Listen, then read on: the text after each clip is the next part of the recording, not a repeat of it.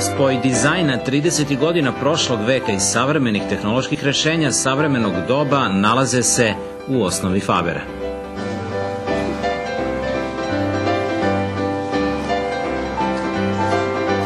Ideja stvaranja ovog automobila potiče od našeg dede. Dragan, zapravo moj otac, je osoba koja je uspela da realizuje taj plan, zapravo tu ideju koja je duga veoma veliki broj godina. Auto je ručno izrađen, naravno osim motori menjači koji su preuzeti iz Mercedesa, i auto će biti napravljen u 11 primeraka. Trijumf zanatstva i umetnost izrade utkani su u sve segmente ovog lepotana procenjenog na 230.000 evra. Na izradi prototipa izloženog na Novosadskom sajmu rađeno je godinu dana.